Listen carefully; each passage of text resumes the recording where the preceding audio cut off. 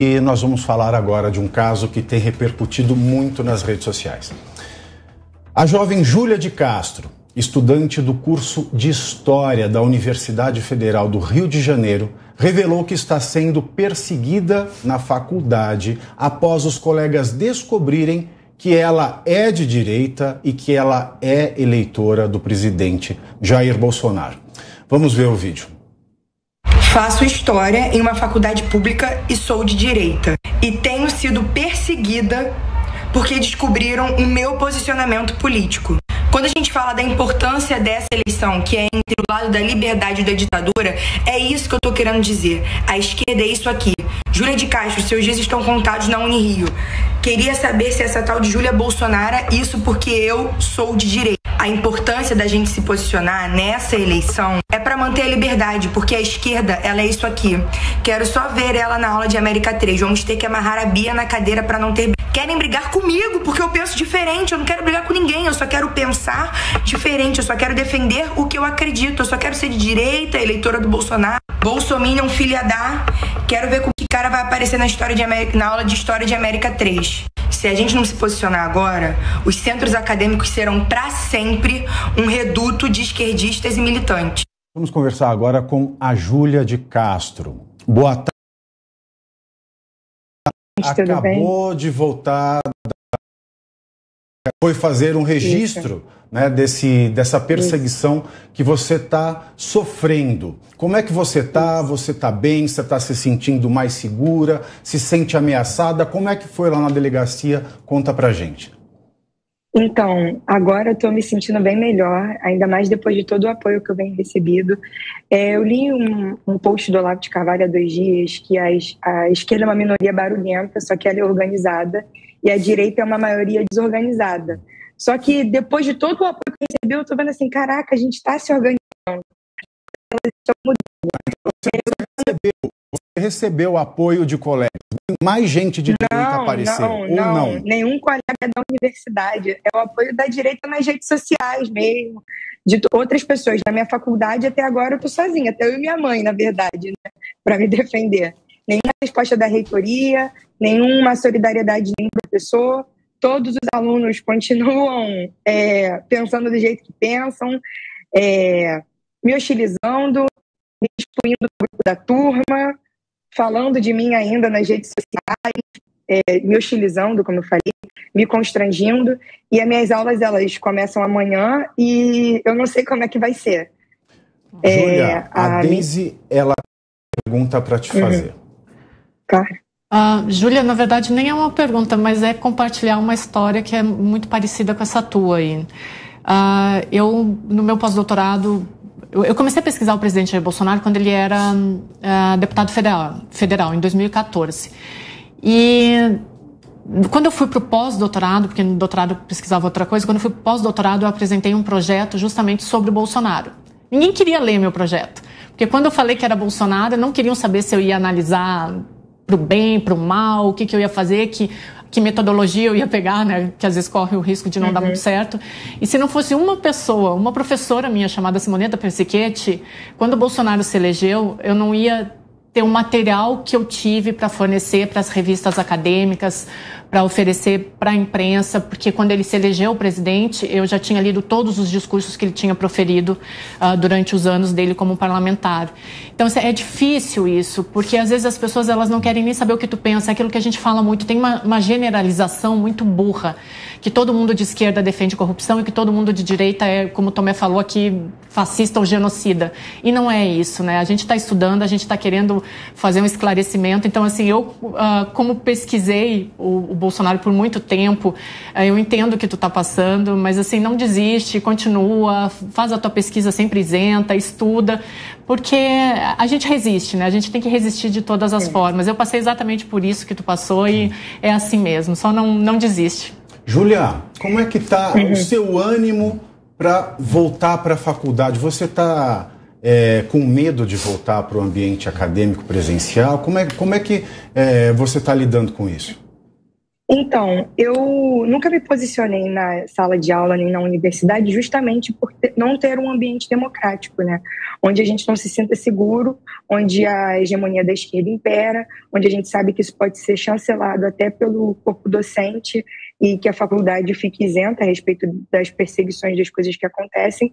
Então, eu sempre ia, assistia a aula, voltava para casa, entrava mudo, saía calada, fazia as provas, nunca tive problema com ninguém. Eles me descobriram, me publicaram num site de fofoca da universidade, que eu era bolsonarista, e daí repercutiu na universidade inteira, e dessa forma que começou as ameaças.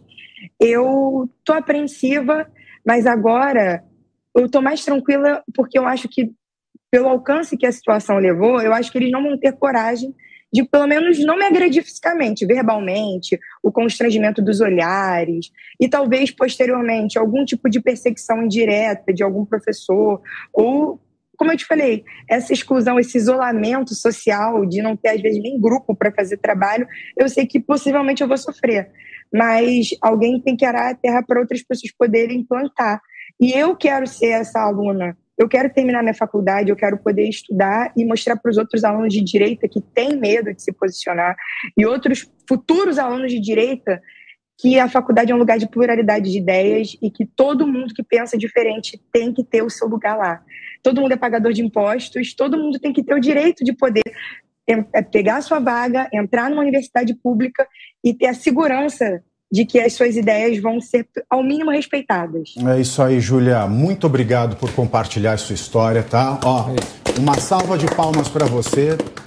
Obrigada, e gente. Boa sorte. E acompanhe aqui o conselho da Daisy. E não desista, tá? Vá em frente. Tá? Obrigada. Você tem caráter, você não precisa da ética do grupo. Júlia, muito obrigado. Fala a tua rede social aí, o pessoal passar a seguir. Exatamente. Boa. De Castro BR, gente. Essa. É isso aí. Parabéns. Muito obrigado. Obrigada. Boa tarde. Gente, que história triste, né? Isso também me lembrou muito a minha história na faculdade de Direito. Porque eu fui o primeiro gay assumido na faculdade de Direito, lá do Largo de São Francisco. Ninguém tinha coragem de sair. E quando eu saí do armário, eu falei, eu sou gay, mas eu sou de direita. Então, naquela época, quem era para abraçar a causa gay, que era o pessoal de esquerda, já não gostava de mim. Porque eu falei, eu não gosto do governo do PT, eu sou de direita. E aqueles que eram mais contra o PT na faculdade eram o pessoal que não gostava de gay. Mas mesmo assim, terminei a faculdade, fiz pós-graduação, fiz mestrado, fiz meu doutorado e agora estou fazendo a minha livre docência. Então, siga em frente, Júlia. E também me lembrou de um outro caso de uma cliente deste ano, que num grupo universitário aqui em São Paulo, ela era chamada na aula por um professor com ascendência indígena. Ele chegava na sala de aula e dizia, porque ela era loira, o seu povo escravizou e matou o meu. E ela passou a ser perseguida por isso. E na sala de aula era chamada de sulista bolsonarista. Ela teve que ser realocada de unidade. É um absurdo. O que você acha que a Universidade Federal do Rio devia ter feito, Scaff? Olha, em primeiro lugar, vamos colocar os pingos nos is aqui. Ali só tem dinheiro público, né? E tem que imperar a igualdade de tratamento de todos os estudantes. É um absurdo ela falar que a reitoria não toma providência e que pode ser retaliada por um professor que é pago pelo meu dinheiro. Você que dá aula na Universidade Federal é pago por todos nós aqui. E todos os estudantes que estão lá estão estudando de graça, porque todos nós aqui, inclusive eles, também indiretamente pagam impostos. Então, estudar de graça é um privilégio. Não é para destruir a faculdade, não é para fumar maconha na faculdade, não é para andar pelado na faculdade, é para cuidar do patrimônio público. Porque onde você estuda é meu. Eu sou dono da faculdade onde você estuda, porque aquilo foi construído com dinheiro público. E você estuda de graça e muitas vezes se forma e não retribui nada para a sociedade. Então, a esse seu professor, Júlia, que eventualmente vai te destratar, ele merece a demissão. E o seu reitor que não tomar providências, porque todos lá estão sendo remunerados com dinheiro público, a universidade é pública, vocês são privilegiados de estudarem na universidade pública, vocês precisam, no mínimo, retribuir alguma coisa para a sociedade que pagou o estudo para vocês. E a sua posição política, gozado, né, Júlia? Você é minoria e está sendo massacrada. Imagina se você fosse maioria. Então, quem é maioria não tem segurança de ser maioria? Por que não defender suas ideias se você é maioria num debate democrático com você, ao invés de ofendê-la? Tá bom. Tomé, e o que você achou aí desse acontecimento, né, insalubre, horrendo? Eu não tenho adjetivo suficiente para descrever essa tristeza que aconteceu com a Júlia lá no Rio de Janeiro. Olha, eu já vou comentar da Júlia, mas antes eu queria abrir o meu coração, né, e falar da minha vida pessoal como você for da sua. Eu queria que você me desse tua mão aqui. Muito bem. Bom, primeiro ponto Cuidado, importante. vai bater o nariz, hein? Primeiro ponto importante. Eu sou conservador nos costumes, liberal na economia, sou visto por todos como bolsonarista e sou bolsonarista. E eu queria dizer uma coisa pra vocês. Eu tenho um filho de 3 anos de idade. Se meu filho for homossexual, sabe o que vai mudar na minha vida? Nada. Eu não vou perder uma noite de sono com isso. Sabe o que mudaria a minha vida? Se ele não tiver integridade, respeito, se ele não prezar por família, se ele não acordar cedo e trabalhar, se ele não respeitar as pessoas. Então eu queria dizer assim, que o teu depoimento me tocou, eu queria te dar um beijo, sabe, pra agradecer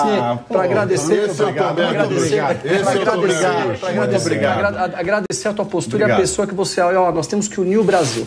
Júlia, primeiro ponto que eu queria te dizer, você é uma mina jovem, Tomé, linda, você está se posicionando pelo Brasil, você está dando a sua cara para bater, você está seguindo o que o teu coração manda você fazer. Não deixe ninguém afrontar você.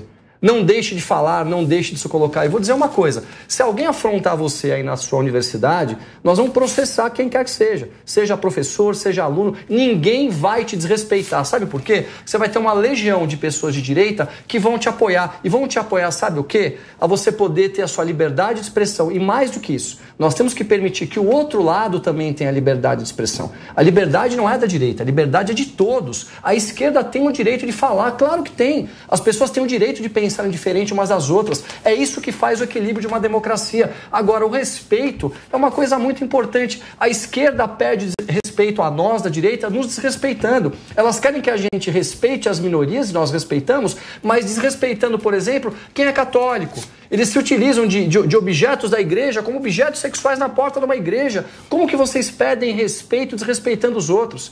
Então, qual que é o meu papel hoje, eu acho, sabe? Como um comunicador, é poder passar para vocês a importância de a gente unir o Brasil. Unir o Brasil em relação às causas que são propositivas a todos. Se o Brasil der certo, ele vai dar certo para todo mundo, pessoal. Se ele der errado, ele vai dar errado para todos. Então, vamos nos respeitar mutuamente, vamos avaliar o que é melhor para o nosso país e vamos aqui rezar para que tudo dê certo nas próximas eleições e digo aqui, com respeito uns pelos outros, que é o mais importante. Cris, uma pergunta. A nova lei de abuso de autoridade, ela pode recair sobre os professores e sobre os coordenadores, diretor, reitor da Universidade do Rio de Janeiro, não pode? Exatamente.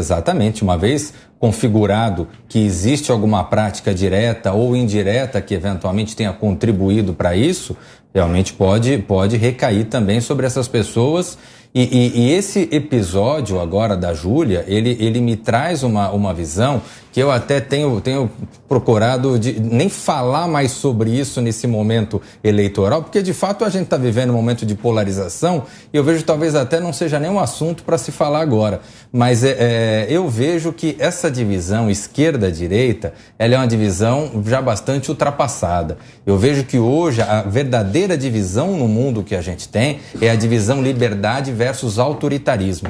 E esse tipo de prática, que nesse caso da Júlia é praticado pelos colegas de classe, pelo pessoal da universidade, é uma prática totalmente autoritária. E com relação a esse tipo de mundo, que a gente tem que se posicionar de uma forma contrária. Esse tipo de prática é inadmissível dentro de uma democracia, dentro do Estado de Direito, onde todo mundo tem que ter a liberdade de colocar um posicionamento que queira, que tenha. Né? Então eu vejo que esse tipo de luta, né? Autoritarismo de um lado e as liberdades, as garantias constitucionais de outro, é a luta que a gente vai ter, especialmente a partir de agora, depois que passar esse período eleitoral, a gente vai poder se concentrar mais nessa luta ampla dessa nova configuração de mundo. E você, colega da Júlia, que está praticando esses atos, saiba que você também é um bandido, é um criminoso, porque você está cometendo difamação, você está cometendo injúria racial sim, por quê? Por conta da ideologia. Crime de perseguição, no mínimo, para que eu não chegue em tortura psicológica, porque isso é uma modalidade, sim, de tortura. E você, que fica orgulhoso, chamando os outros de fascista, saiba que o fascista é você. Aliás, não existe nada mais fascista nesse país hoje em dia do que essa campanha antifascista.